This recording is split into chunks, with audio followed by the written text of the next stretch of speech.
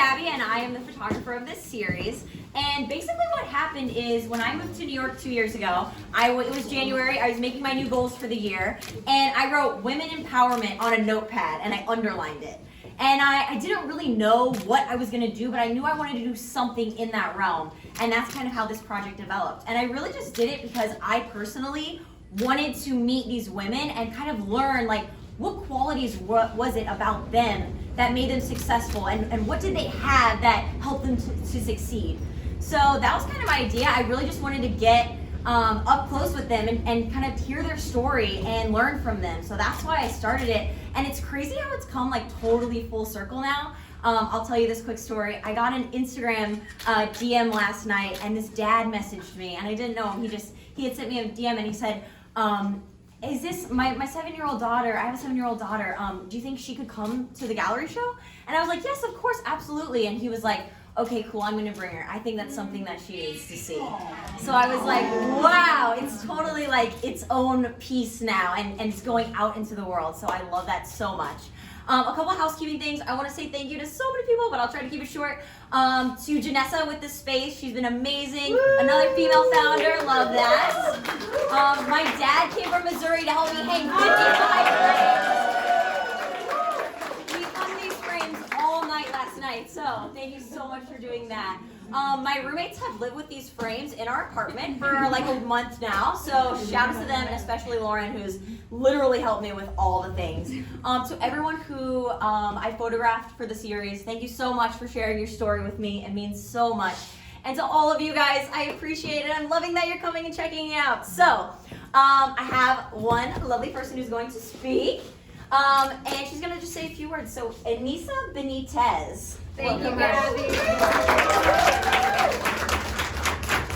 So Gabby, thank you for the introduction. I'm Anissa Benitez, and I'm the founder of More by Her, and it's a storytelling platform to highlight creative women who are shaping culture.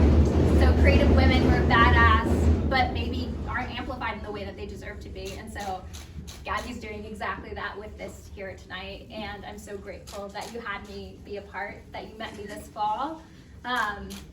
And we met at the Google office up until a month ago. I was working as a brand marketing manager for YouTube Music, and I'd been with Google for 3 years.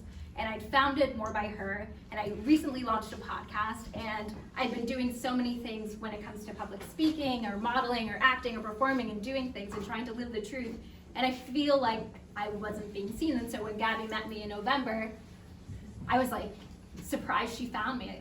That was like my first reaction. I was like, how did you find me?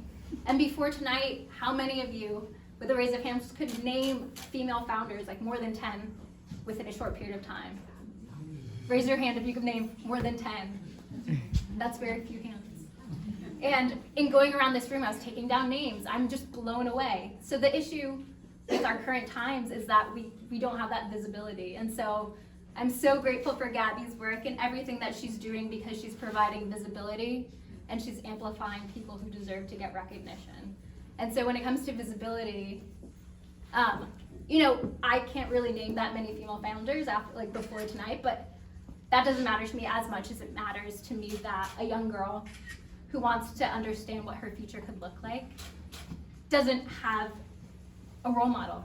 She doesn't have exposure to other women who are founders, or she doesn't believe that she does. And so projects like this matter because it shows that that's not true. There's so many women, and it's not like she photographed like 2 or 3 women, 50 women over this course of this year. Technically 55, because I added 5 more, sorry. Thank you. Check.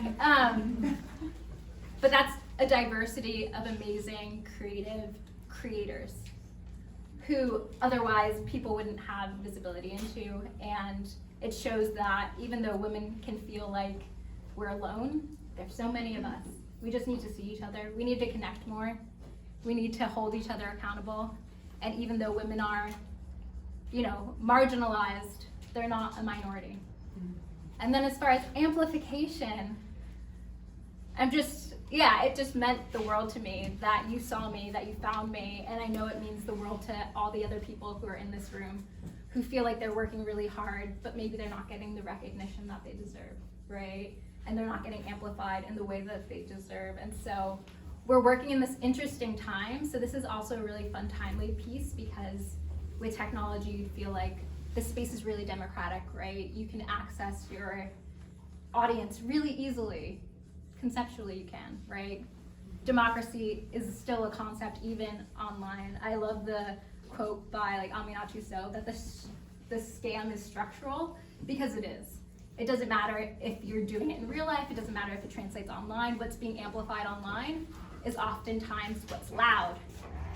And if you're being really thoughtful and you're being really mindful and conscious of what you're putting out into the world, it's likely you're not gonna float to the top and you're not gonna get the recognition. You're gonna feel alone. And so in these moments, because you're playing this long-term game of your brand, of your creations, you're not gonna feel validated all the steps along the way. And so moments like this with Gaby's work, it means so much, because it's the pat on the back that we need to know that